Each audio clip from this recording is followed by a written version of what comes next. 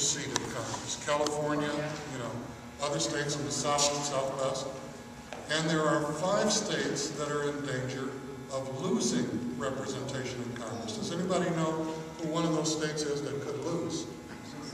Minnesota.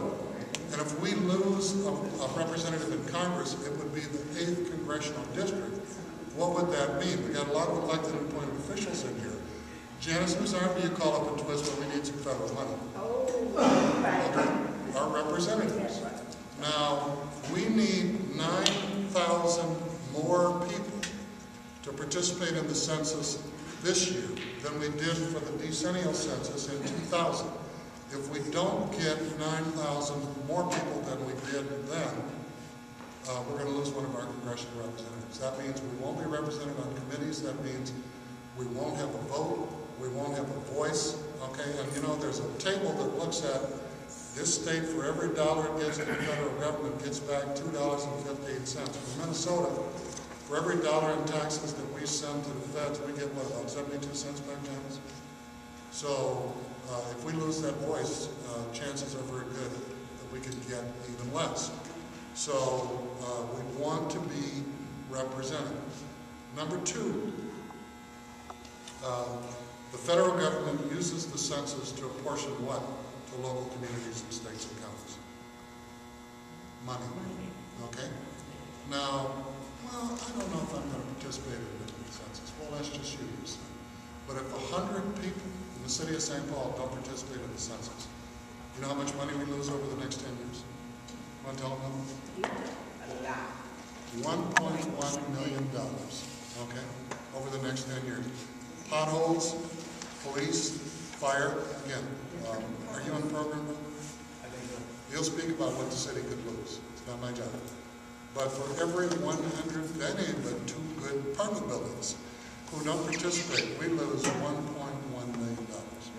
So we need to be vested in our own self-interest and encourage people to participate. Now, when I was younger, right around the beginning of April, a car would roll through the neighborhood real slow, and the doors would be locked, and the fellow in the front seat would have a pad in his hand, okay?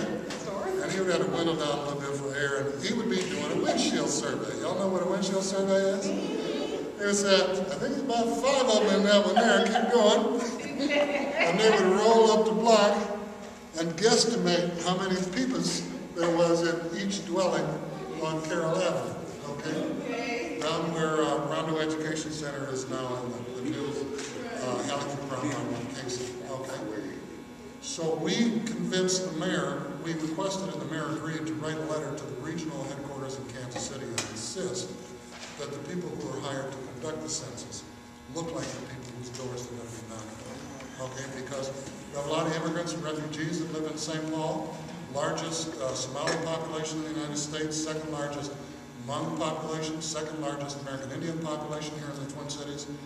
And in some of those countries, if somebody knocked on the door and said, hello, I'm from the government and I'd like to speak to you for a minute, they would go out into the weeds or the bamboo or the elephant grass and they might not come back. So, hi, I'm from the government and I'd like to ask you for a few questions. It's not going to get you invited into every house or apartment and invited to sit down on the plastic on the couch like grandma's house and have a cup of coffee, okay?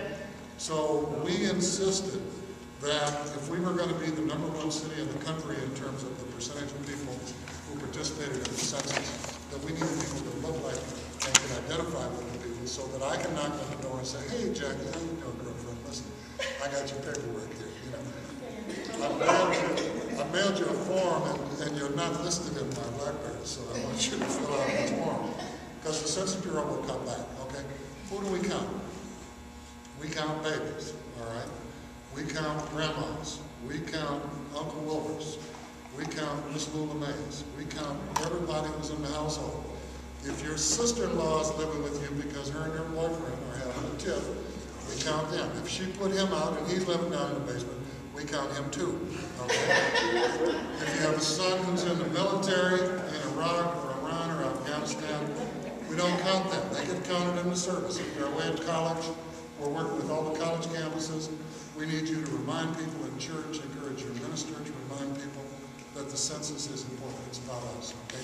Now, we have some challenges, okay? Number one, we only have 10 questions on the census form this time. So we're not certain how much of a gold mine the data is going to be. It's still going to be largely the only game in town that's going to be used to allocate money. But we got another challenge. It's called the Tiger Woods factor. But you know, Tiger Woods ain't black. He's Caucasian, black, Asian, and Indian. And this, I got another little story. 1980 was the first time that they translated the census into Spanish. And the word that they used, and it said black, white, Indian, or other. The Spanish word they used for other was the same word that many Mexicans used for homosexual.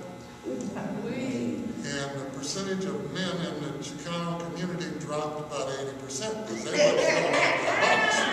Okay? Just saying, now we got, are you Hispanic, white, are you non-Hispanic, are you black, are you biracial, are you African, write it in, are you other?